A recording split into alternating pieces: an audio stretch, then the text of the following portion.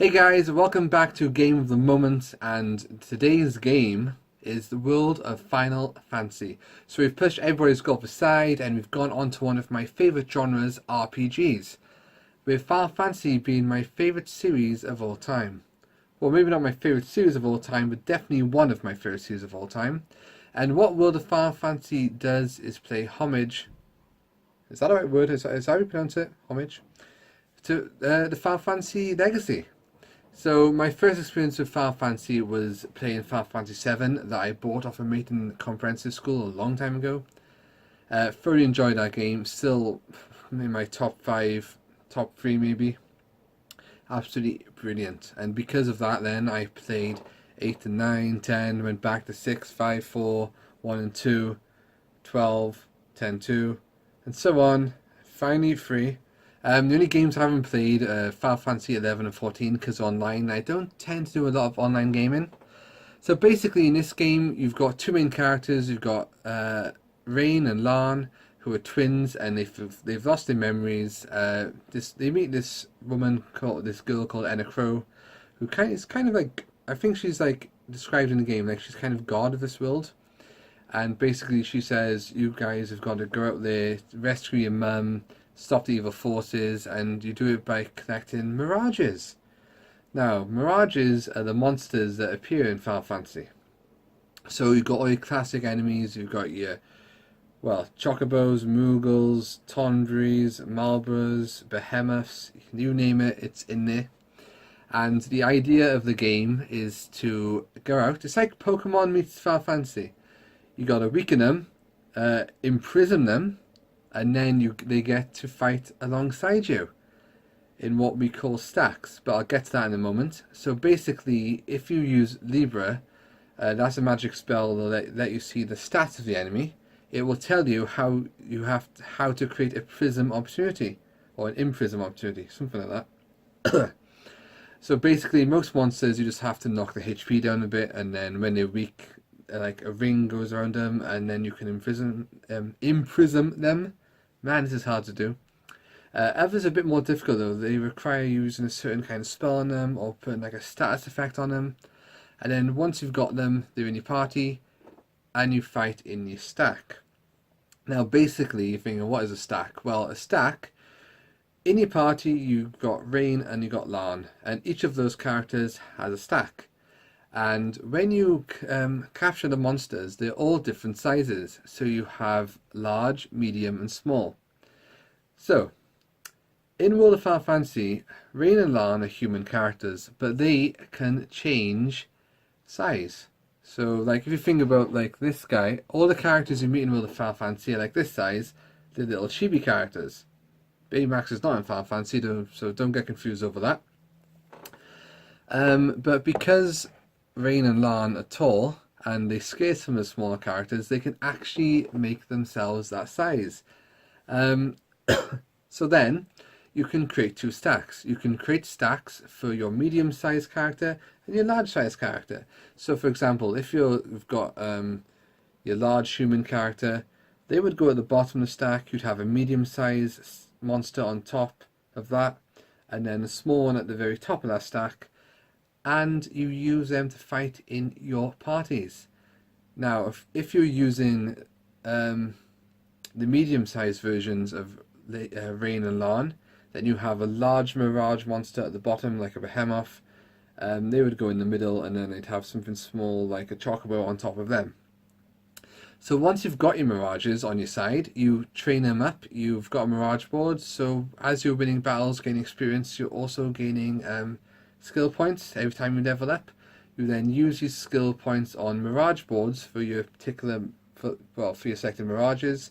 They'll learn new abilities, they'll increase their stats, and depending on how you stack your Mirages together, you can have even stronger abilities. So for example, if you've got like two that both have the fire spell, they will then become Fire. Yes, Fire.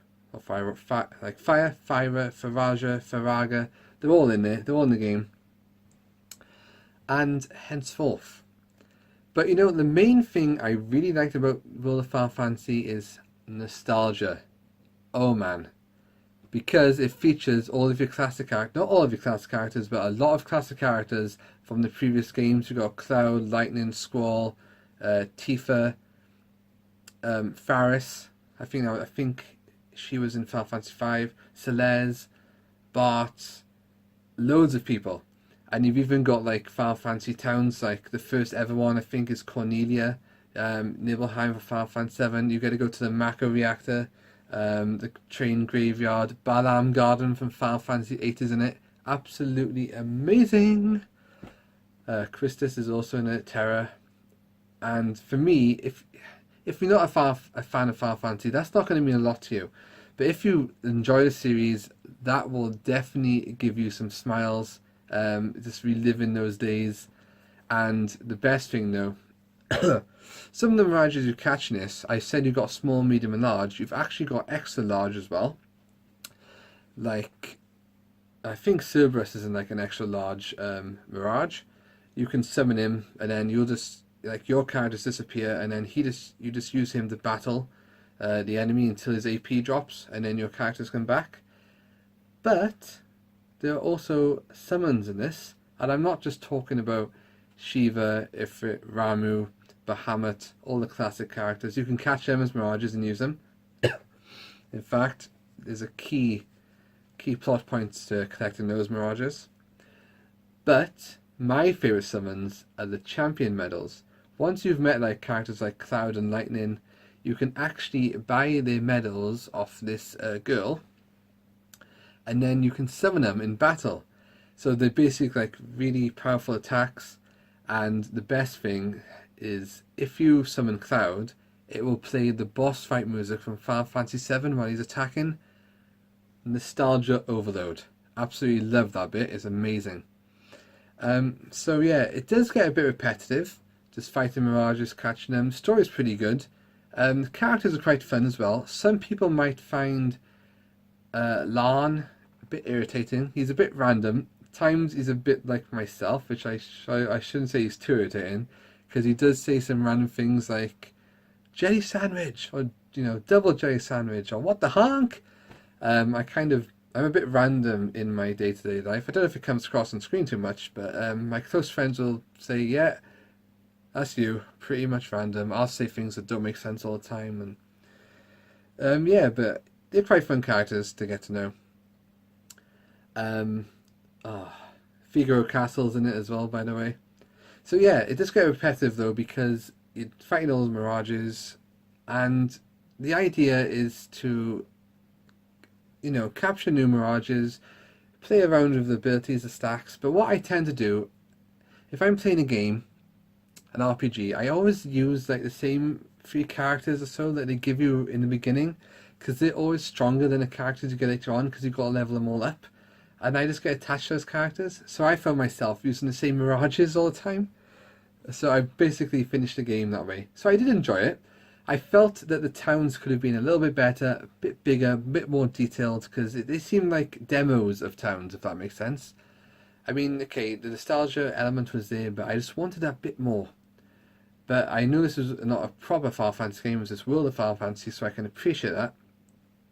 And then I was going to give this game a 7.5 out of 10. Until the difficulty spike popped up. Now, I'm not going to give anything away, but towards the end, something happens, there's a difficulty spike.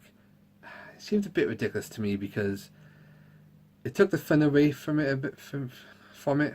I was really enjoying it, and then the game was easy up until one point. Now, don't get me wrong, I like a challenge, but as a challenge, then there's like a ridiculous like 4 or 5 boss fight, different quest challenge kind of thing. And that's what happened, so I've knocked it back down to a 7 for that.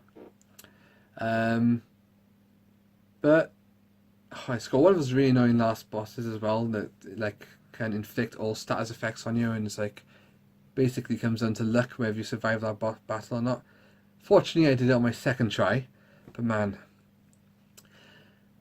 But then, despite all that, because of the nostalgia, and then what happens at the end, not the ending, I'm not going to spoil the ending, I put it back up to 7.5 out of 10, because this is weird to put a game back up for this.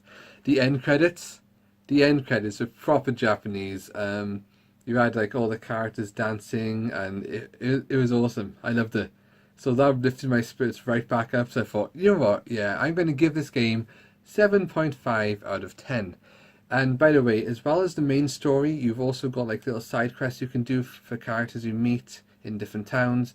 And the girl who you can buy the champion medals from, she also offers like quests which explores the story of the other characters you meet along the way, like Bart and his chocobo, and Cloud looking for the silver-haired swordsman. Who could that be? Yeah, so I really enjoyed this game, apart from some little nitbits. Anyway, those bits. By the way, definitely go and YouTube the end credits of World of Final Fantasy because it's a great watch. Trust me, to go and do that now. So that has been it, World of Final Fantasy. Thank you for watching as Game of the Moment. Let me know what you thought about World of Final Fantasy in the comments below. And yeah, we'll see what game's next. Next game actually is Horizon Zero Dawn. I've played a little bit of it so far, and so far I am thoroughly impressed. But anyway, that's next time. So thank you for joining me, guys, and I'll catch you again.